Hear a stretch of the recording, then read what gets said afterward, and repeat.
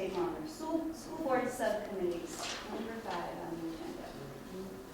And I did put a memo together. It's a discussion I think we've been kind of thinking about, and it was a couple of things came to me, which is why I wanted to put it on the agenda. One is, of course, during our conversations about I believe they're called the Community Connection Committee. That is your official name now, right? Yeah, I think so. Community Connect. Well, all right, so the Community Connect Committee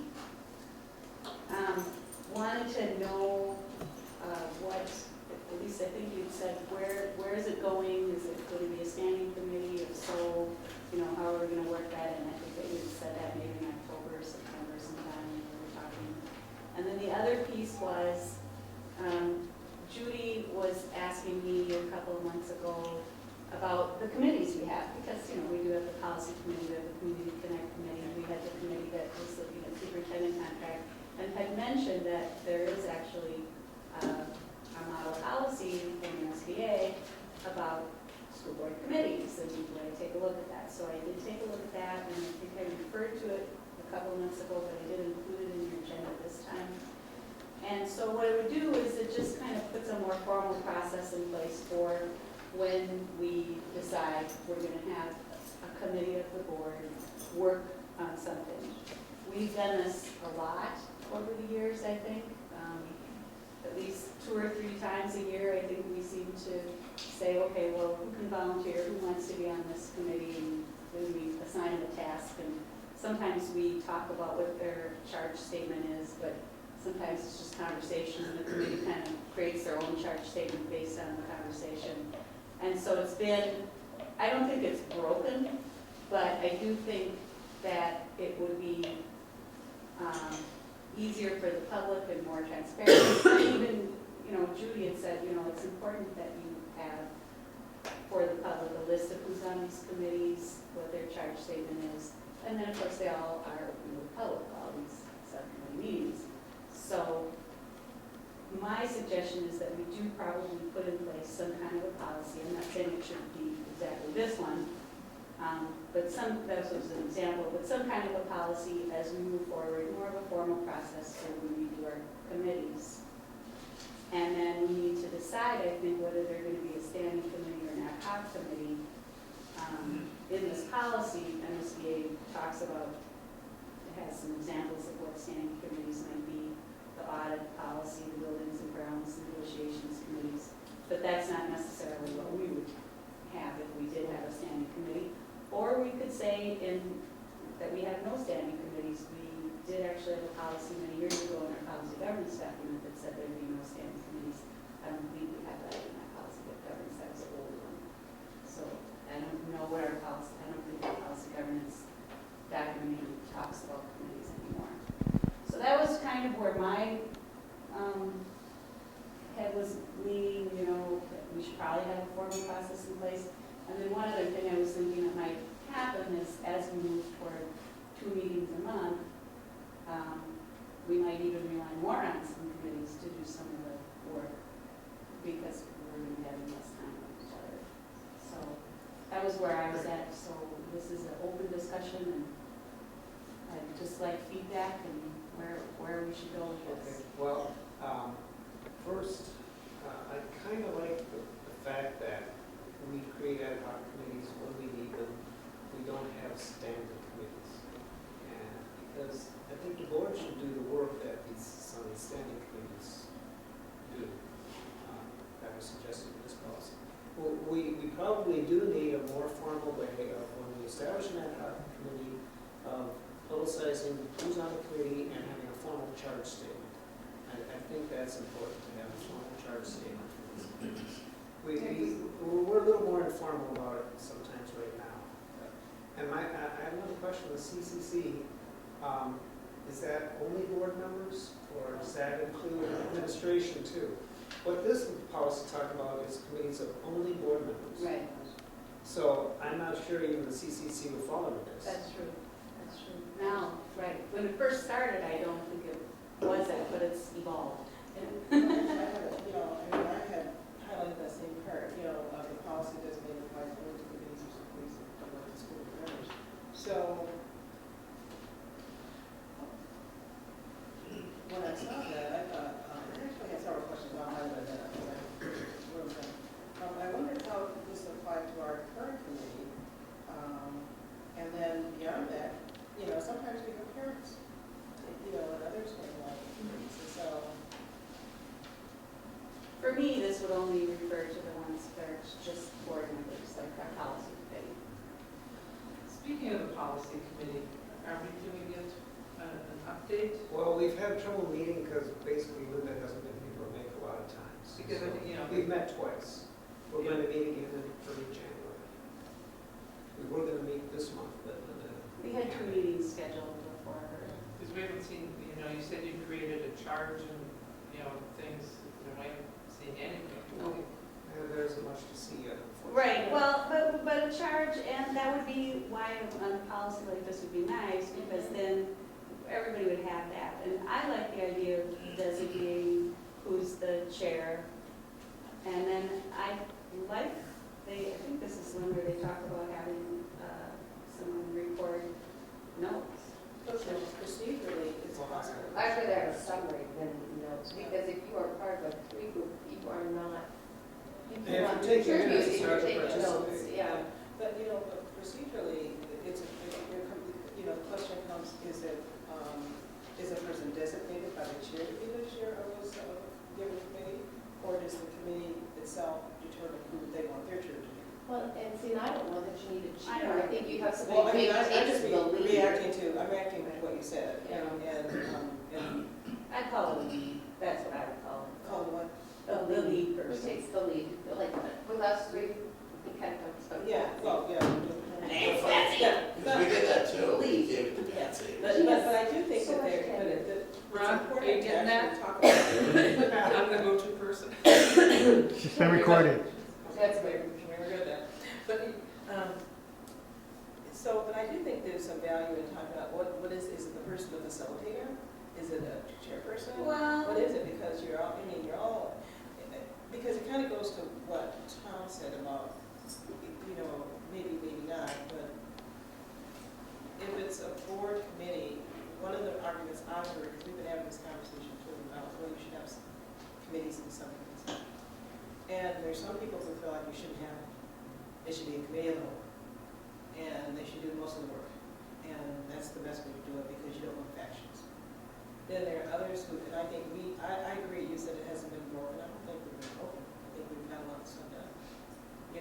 But I do think that it warrants discussion. I think it's good to talk about it and kind of figure out, what is the better plan. well, I think at a minimum, I like the idea of having it recorded in a regular meeting agenda. Who are the members of the committee, and then what their charge is. And so you take action. We're appointing an ad hoc committee for reviewing our policy governance document. But that's Take that. But that's a board.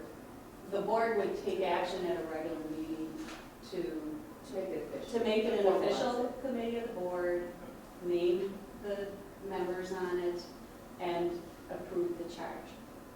That to me would be, you do that at a regular meeting, that way it's recorded in the minutes, and then that way the public would see that recorded in the minutes of a regular meeting. Whereas when we're in our work sessions, sometimes, with the exception now, they're not always recorded, it's not written down. And I think in the case where Judy had said, I wasn't at that meeting, I don't even know who's on this committee, and so it was like, yeah, you know what, they're kind of, maybe that needs to be tightened up a little bit, just so that we have that recorded in the minutes. I agree. Well, I think But so, this SMSBA policy, I don't think applies to everybody. No, but also, one of your suggestions was that we allow the policy committee to look at this. I don't think that's a bad idea since it's in policy. But I don't know that we have to be quite as strictly formal as this. I would rather see a summary of a meeting. I know we post them already, and I like the idea of the statement of charge. We did that with the master trip. Well, that was a big committee. It was a big committee. had a charge in it, it had all the members, and that was a subcommittee board because we had some. Well, it isn't considered a subcommittee of the board. A subcommittee of the board is just of the board. And, I mean, I agree. I think the policy committee could certainly take a look at this, but before the policy committee does it, I think it's important we have this conversation about what we would like to see. In this particular one, because we've never done this before. You know, we talk about on this, you know, the committees of just the board.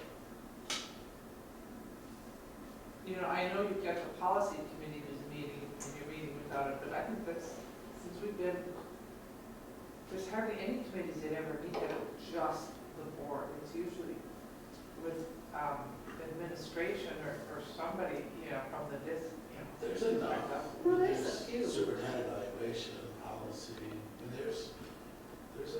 Okay. We have the superintendent evaluation committee that worked on the evaluation form. That's true. With the contract committee, we had a committee, I think, that got together You chair. for looking at the travel policy. That was the three of us, we got together and did that. I mean, I know we've done enough over the course of the time that I've been, we could certainly, we don't have to follow the MSBA model policy. This isn't, you know, but it was a guide. I'm not suggesting we adopt this particular policy at all. I'm just saying this was a guide as to maybe how we could put some structure in place and some, you know, some formal structure, and then have that policy in that way. Going forward, there's a little there's some formality to it, and then, you know, people are clear as to what the charge of the committee is, and if we wanted, we could say it's a subcommittee of the board, and maybe we have a staff person come in, because I know Aldo was going to come in when we look at the superintendent limitations portion of the policy governance committee, you know, policy governance document. I mean, that's still a committee of the board, though, even though we would have superintendent there or whatever. You would be a member of the committee, though. Right, we would consider that. But I think if there is a consensus around at least putting some formality in place, there's a consensus on that, of probably bringing these things to a regular meeting so that the charge is voted on, and the members of the committee are voted on, and the name of the committee, and then to me, I think we need to designate, is it a standing committee or is it an ad hoc committee? I would imagine most of the things we do are ad hoc. I don't know, maybe we could have a standing policy committee. That might be something we might want to look at as we look at our policies. Those of us on the policy committee right now could maybe see if that's something that might want to move forward. And then we need to understand and decide what we're doing with the Community Connect Committee. I thought we've established that that's ongoing. That it is an ongoing committee. That's with the administration. Yeah. It's with the administration. So if it is an ongoing committee, then we would probably want to put that onto our board committee assignments so that we don't always have the same people on it. Actually, when we had the conversation, we did determine that, we had a conversation about whether this was staff work or board work, and we did decide that we thought it was the board's work. Because if we were shifting our orientation of what we were doing and looking at how we were using our time and wanting to be more deliberate with the community, then that's, no one can do that with us. Right. You know, so. She is a big part of that. That may be, but I'm just saying, you know, but so it is a board committee. And, well, that's what we said, you know, I mean, you know, that's what the three of us talked, we actually talked about that and decided that it was our work. And then, of course, we probably asked you to do everything. Well, But seriously, but then she, you know, just helped us and worked with us from the beginning. And so it's been very, very nice relationship. But we did kind of, you know, try to take responsibility and own that and say we felt that it was our duty to do it. So I don't know how this conversation changes that because I mean, any committee can always have staff that are a part of you come in and work with us. I mean, nothing precludes that. Well, not any superintendent evaluations, probably one that would exclude that. I mean, I would say just because the three of us agreed on it doesn't mean